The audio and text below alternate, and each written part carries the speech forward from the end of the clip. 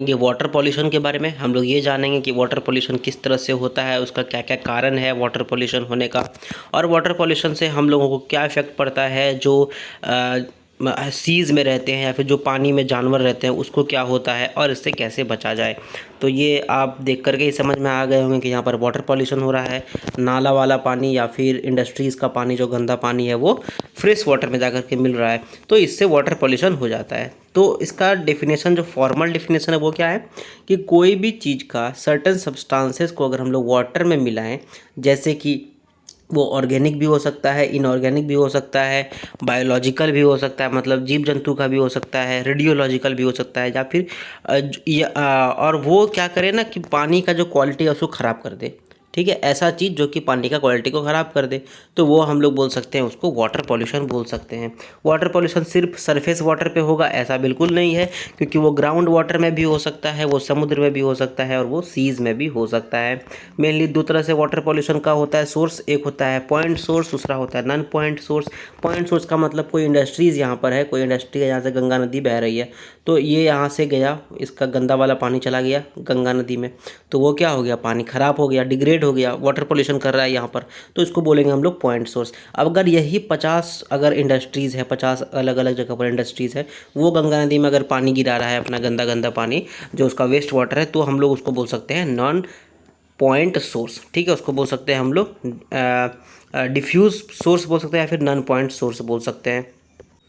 I hope समझ में आ गया होगा बात। अब हम लोग बात करते हैं कि अलग अलग तरीका जो कि हम लोग ईजाद कर चुके हैं, अलग अलग तरीका से वाटर को गंदा करने के लिए, वाटर पॉल्यूशन को कॉज करने के लिए। सबसे पहले community waste water. Community waste water मतलब जो इंसान अपना घर में या फिर अपना ऑफिस में या फिर इंडस्ट्रीज़ में जो पानी यूज़ करने के बाद जो वेस्ट वाटर बच जा रहा है, या फिर जैसे कि फॉर एग्जांपल अगर हमारी मम्मी कपड़ा काच रही है, कपड़ा काचने के बाद क्या होगा, जो कपड़ा काचने के बाद कपड़ा तो कच गया, अब पानी गंदा हो गया, वो पानी गंदा होकर नाला से कहाँ चला गया, नदी में, नदी का पानी पॉल्यूट हो गया, तो उसको बोलेंगे वाटर पॉल्यूशन। तो ये हो गया अपना कम्युनिटी वेस्ट वाटर। ठीक है, उसके बाद अलग अलग तरीका है, जैसे कि ह्यूमन का एक्सक्रिएट है, मतलब आप दिमाग लगा लो, बहुत तरीका है कम्युनिटी वेस्ट वाटर का। फिर आते हैं हम लोग इंडस्ट्रियल वेस्ट पे। तो इंडस्ट्रीज़ जो गंदा पानी छोड़ रहा है उसको हम लोग बोल सकते हैं इंडस्ट्रियल वेस्ट, और वो हाईली टॉक्सिक होता है, बहुत ज़्यादा जहरीला होता है इंसानों के लिए, लिविंग बींग्स के लिए, जो कि वहाँ पे पानी में रहते हैं। फिर आता है एग्रीकल्चरल सोर्स, बहुत बड़ा सोर्स है ये।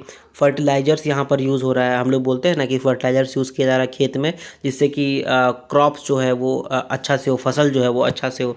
फर्टिलाइज़र्स में मेनली कौन कौन आता है, तो NPK, नाइट्रोजन, फास्फोरस और पोटाशियम। ठीक है, अब ये पोटाशियम जब पानी वानी हो गया तो बहते बहते NPK मतलब कि नाइट्रोजन, फास्फोरस और पोटाशियम बहते बहते कहाँ जाएगा, नदी में जाएगा, नदी में जाएगा, या फिर लेक्स में जाएगा, या फिर तालाब में जाएगा, और वो उसको गंदा कर देगा, वो उसको वहाँ पर पॉल्यूशन फैलाएगा। फिर आता है हम लोग थर्मल पॉल्यूशन पे।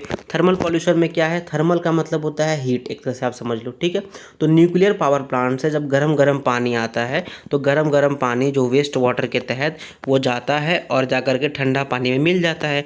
जब गर्म पानी जो कि वेस्ट वाटर है वो अगर ठंडा पानी में मिलेगा तो क्या होगा, इस वाटर का टेम्परेचर बढ़ जाएगा।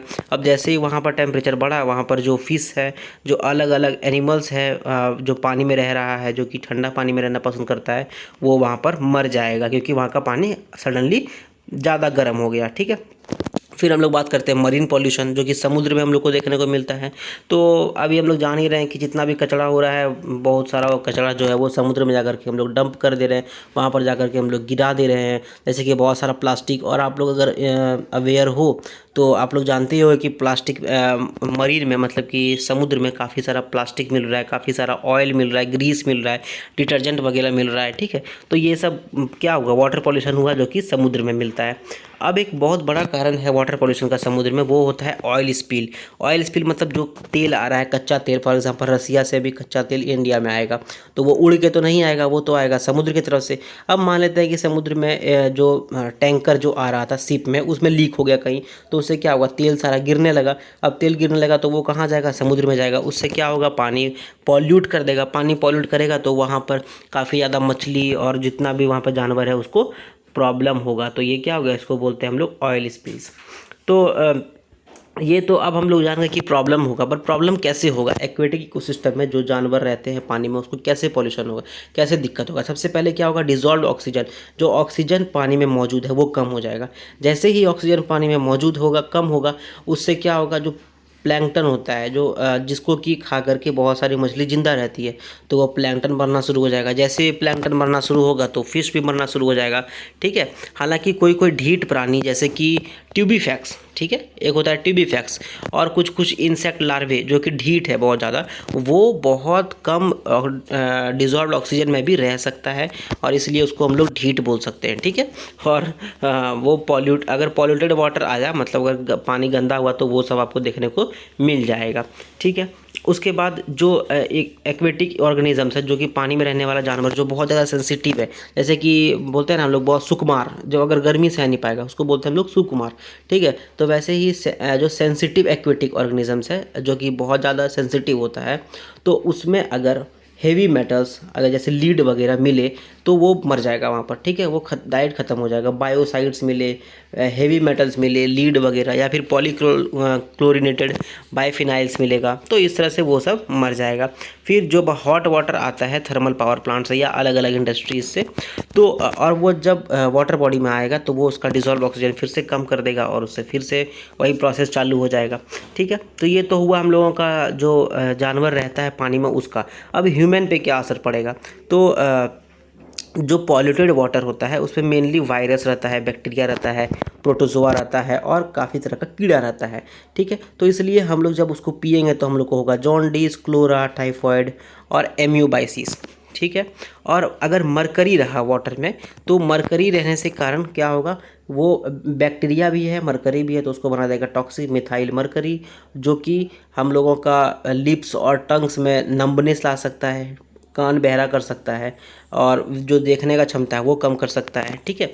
मरकरी से रिलेटेड एक डिजीज़ है, उसका नाम है मिनामाटा डिजीज़। तो आप लोग मिनामाटा डिजीज़ के बारे में डिफाइन कर सकते हो कमेंट सेक्शन में, अगर आप लोग ये वीडियो अच्छे से देख रहे हो तो, और वो भी ध्यान से। उसके बाद अगर ज़्यादा नाइट्रेट रहेगा तो बच्चा जो कि जन्म लिया है उसके लिए दिक्कत हो सकता है। अगर ज़्यादा फ्लोराइड रहेगा तो टीथ डिफॉर्मिटी हो सकता है, मतलब कि हमारा दांत जो है वो ख़राब हो सकता है। ठीक है। तो इन सब सिचुएशन से अलग अलग तरीके से और वाटर पॉल्यूशन का और एक इफ़ेक्ट क्या है? बायोलॉजिकल मैग्नीफिकेशन, जिसको कि हम लोग डिफ़ाइन कर चुके हैं अलग एक सेपरेट वीडियो में। यूट्राफिकेशन, जिसको भी हम लोग डिफ़ाइन कर सकते हैं, अलग किए हुए हैं अलग एक सेपरेट वीडियो में, तो उसको हम अटैच कर देंगे, तो आप उसको देख सकते हो। ठीक है। अब बात करते हैं हम लोग कि इसको बचा कैसे जाए। इतना ज़्यादा प्रॉब्लम है सर, तो हम लोग इससे बचेंगे कैसे? तो बचने का भी तरीका है। सबसे पहला तरीका है कि जो भी इंडस्ट्रीज़ गंदा गंदा पानी रिलीज़ कर रहा है, वो पहले उसको साफ़ कर ले, और जब वो पानी साफ़ हो जाए तो उसको नदी में छोड़ दे। ठीक है। तो इससे क्या होगा? वाटर पॉल्यूशन नहीं होगा। जब हॉट वाटर कोई भी थर्मल पावर प्लांट जैसे न्यूक्लियर पावर प्लांट से आ रहा है, तो उस हॉट वाटर को सबसे पहले कूल करने दिया जाए, उसको ठंडा करने दिया जाए। उसके बाद उसको छोड़ा जाए, जो कि उसको रिवर में, जिससे के कारण वहाँ का पानी गर्म ना हो और फिशेस वहाँ पे मरे नहीं। ठीक है। उसके बाद अगर कोई पॉन्ड है, अगर कोई तालाब है, कोई नदी है, कोई झरना है, या फिर कोई टैंक है, उससे पानी आ रहा है पीने के लिए, तो उसमें क्लीनिंग जो होता है, डोमेस्टिक क्लीनिंग जो किया जाता है, जिसके कारण कि क्या बहुत सारा गंदगी ऊपर आ जाएगा। ठीक है। तो उसको एकदम प्रोहाइबिट किया जाए, उसको बंद कर दिया जाता है कि जो गंदगी सब है वो ऊपर ना आए। फर्टिलाइजर्स और पेस्टिसाइड जो हम लोग यूज़ कर रहे हैं एग्रीकल्चर में, उसको कम किया जाए। और जो हम लोग अब जो नया फार्मिंग शुरू हुआ है, ऑर्गेनिक फार्मिंग, मतलब without use of fertilisers and pesticide, उसको यूज़ किया जाए। ठीक है। फिर एक आता है, देखो ये है वाटर हैकिंग जिसको बोल सकते हैं, या फिर आप जो भी बोल सकते हो, प्रोनाउंसिएशन पे ध्यान मत दो, बट ये एक तरह का आप शायद देखे होगे, अगर गांव में आप रहते हो या कभी गांव गए होगे, तो आप इस तरह का एक देखे होगे, फूल पत्ता वाला एक जानवर होता है, उसका नाम है वाटर हेयाकिंथ, जो भी आप बोल सकते हो। तो वो क्या करता है ना, वो वाटर को प्यूरिफाई कर देता है। जब उसका कोई टॉक्सिक मटेरियल उसमें आता है, तो वो उसको ले करके, खुद में ले करके उसको प्यूरिफाई कर देता है, या फिर हेवी मेटल्स अगर आएगा उसमें, तो उसको वो प्यूरिफाई कर देता है और वाटर को साफ़ बना देता है। ठीक है। इसका नाम है वाटर हेकेंथ, नाम याद रखना बहुत इंपॉर्टेंट है। और ये एक तरह से प्यूरिफाई करता है वाटर को। तो ये था अपना वाटर प्यूरिफिकेशन का तरीका। और ये हम लोग जान गए कि इंसान में क्या होगा और मछली जीव जंतु जो पानी में रहते हैं उसमें क्या होगा, और हम लोग क्या क्या कर्म कर रहे हैं जिसके कारण कि वाटर पॉल्यूशन हो रहा है। दो तरह का वाटर पॉल्यूशन के बारे में हम लोग जाने, एक जाने पॉइंट सोर्स, एक जाने नन पॉइंट सोर्स, ठीक है। और आखिर में हम लोग आते हैं इस पे, ये इंडस्ट्री वाला पाइप को हम लोग बंद कर दें और इस वीडियो को भी अब हम लोग बंद कर सकते हैं, ठीक है। सो अगर ये वीडियो आपको अच्छा लगा तो आप इसको लाइक कर सकते हो, दोस्तों के साथ शेयर करो, कुछ भी पूछना है बताना है तो कमेंट करो, चैनल को सब्सक्राइब करो, एंड मज़े में जीते रहो, and thank you very much.